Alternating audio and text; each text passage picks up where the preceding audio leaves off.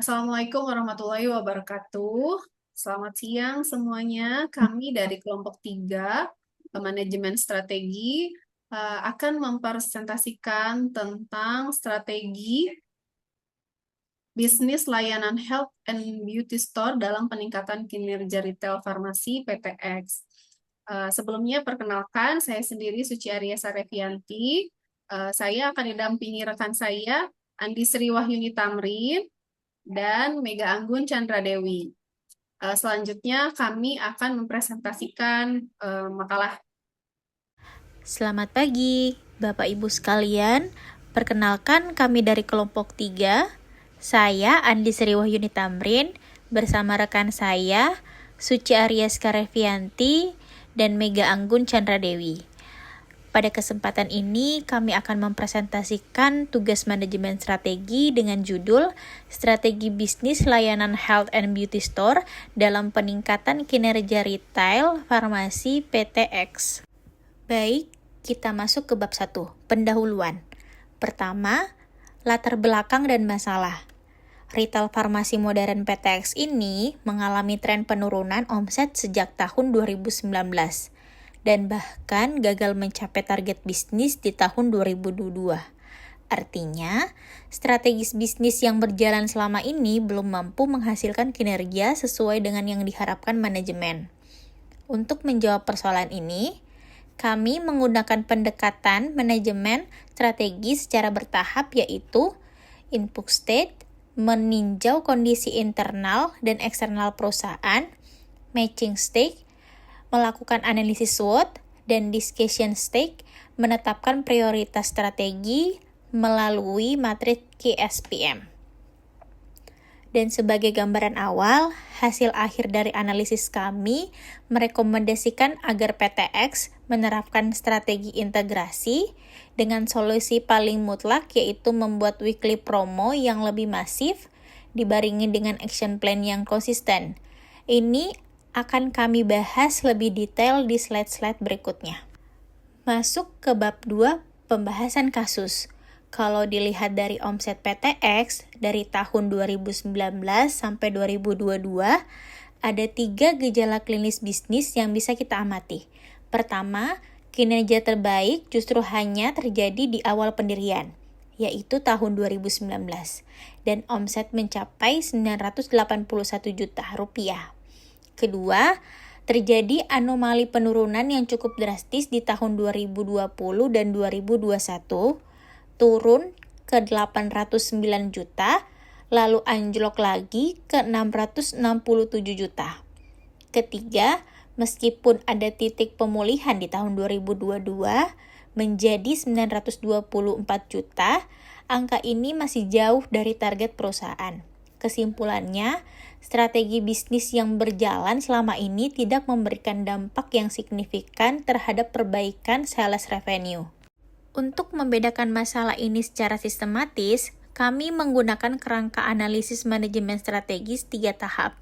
Tahap pertama, input stage atau tahap masukan. Di sini kami meringkas informasi dasar dari FGD dan observasi lapangan menggunakan alat matriks IFE dan EFE. Tahap kedua, matching stage atau tahap pemanduan. Kami mencocokkan realitas internal dengan eksternal menggunakan matriks internal-eksternal, grand strategi, dan SWOT. Tahap ketiga, discussion stage atau tahap keputusan. Kami menetapkan strategi pemenang berbasis alat angka ukur yang pasti menggunakan matriks KSPM. Kita mulai dari tahap input, yaitu analisis kapasitas internal atau IFE. Dari hasil pembobotan dan rating, total skor internal PTX berada di angka 2,35. Ini menetapkan perusahaan pada posisi rata-rata. Dari sisi kekuatan, pilar utama didominasi oleh kegiatan promosi berjalan atau weekly promo dan ketersediaan volunteer yang profesional. Namun di sisi lain, titik lemah perusahaan terletak pada inventaris produk yang kurang up to date, serta ketiadaan tim kreator atau tim marketing yang khusus menangani konten promosi. Selanjutnya, analisis realistis eksternal atau EFE.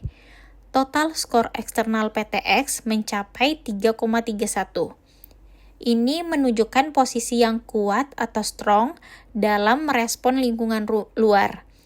Peluang utamanya datang dari lokasi yang sangat diuntungkan, yaitu adanya perumahan elit dan apartemen. Ditambah rencana operasional LRT Cibubur. Namun ada ancaman utama yang perlu diwaspadai, yaitu stigma brand image yang dianggap mahal oleh konsumen, serta kemunculan kompetitor baru yang agresif. Dalam hal ini, Boots.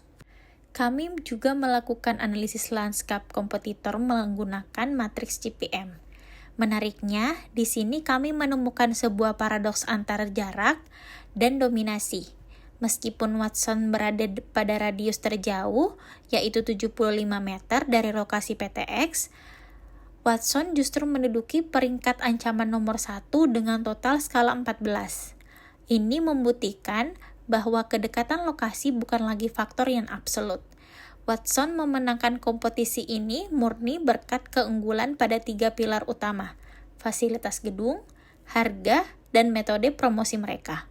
Masuk ke tahap pencocokan untuk menentukan arah strategis perusahaan. Dengan store IFE 2,35 dan EFE 3,31, PTX berada pada kuadra 2 dalam matriks eksternal, sekaligus berada pada kuadrat 1 dalam grand strategi matrik. Posisi ini mengarahkan kita pada satu kesimpulan yang jelas. Arah kapal perusahaan adalah strategi, tumbuh, dan membangun. Artinya, perusahaan wajib mengadopsi langkah yang agresif melalui strategi intensif seperti penetrasan pasar, sekaligus memanfaatkan peluang kompetitif yang masih terbuka lebar. Berdasarkan hasil pemetaan SWOT, kami mendapati bahwa skor opportunity 1,73 hampir seimbang dengan skor street 1,58. Sementara skor strike 1,83 jauh melampaui skor weakness yaitu 0,32. Kesimpulannya sudah pasti. Kita harus fokus pada strategi SO atau strike opportunity. Dari sini kami merumuskan 5 alternatif strategi: meningkatkan awareness area perumahan, meningkatkan penggunaan aplikasi KF Mobile, meningkatkan produktivitas upselling karyawan, meningkatkan produktivitas sektor etikal dan alat kesehatan, dan yang kelima, membuat weekly promo yang lebih masif. Untuk memvalidasi 5 alternatif tadi secara kuantitatif, kami menggunakan matriks KSPM. Hasil cukup jelas, strategi S5 yaitu membuat weekly promo yang lebih masif, memenangkan analisis dengan total skor sebesar 7,07, mengguli seluruh alternatif lainnya. Ini membuktikan bahwa strategi weekly promo masif bukan sekedar ide kreatif semata, melainkan keputusan yang paling rasional secara matematis untuk meningkatkan keunggulan kompetitif PTX. Lalu, bagaimana strategi ini dieksekusi di lapangan? Kami menyusun cetak biru pelaksanaannya dalam bentuk action plan mingguan. Ada 6 langkah utama. Pertama, produk assortment terkait SKU promo. Kedua, membuat promosi fisik seperti mailer, hanging mobile, standing banner, dan point of purchase. Ketiga, membuat media digital promosi berupa digital poster. Keempat, thematic store event. Kelima, purchase with purchase. Dan keenam, pengaturan diskon melalui sistem IT. Semuanya dijalankan dengan frekuensi 1 kali seminggu secara konsisten dan berulang. Strategi ini menggabungkan 2 hal penting. Pertama, integrasi omnichannel, yaitu memadukan aset fisik seperti hanging mobile dan POP dengan aset digital seperti digital poster. Kedua, konversi penjualan, mendorong nilai keranjang belanja yang lebih besar melalui mekanisme purchase dan thematic event. Goal akhirnya adalah meningkatkan customer experience dan loyalitas pelanggan. Sebagai penutup, kami sampaikan 3 poin kesimpulan.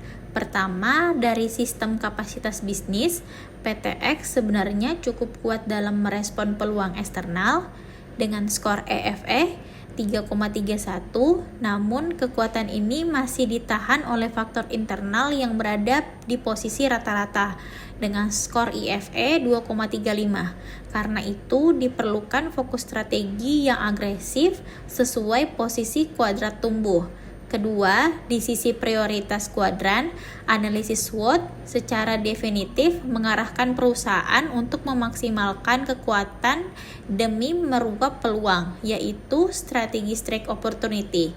Ketiga, sebagai solusi pemenang, matriks KSPM membuktikan bahwa strategi membuat weekly POMO lebih masif dengan skor 707 adalah tuas pengungkit terbaik untuk mengembalikan kinerja penjualan PTX. Namun, perlu kami tekankan, rekomendasi strategi ini tidak akan berdampak apapun tanpa eksekusi. Dibutuhkan komitmen total dan konsisten dari seluruh tim, baik karyawan maupun stakeholder, dalam menjalankan action plan mingguan ini yang nantinya harus dievaluasi secara berkala. Demikian presentasi dari kami mengenai manajemen strategi PTX. Terima kasih atas perhatiannya. Sekian presentasi dari kelompok kami. Terima kasih. Assalamualaikum warahmatullahi wabarakatuh.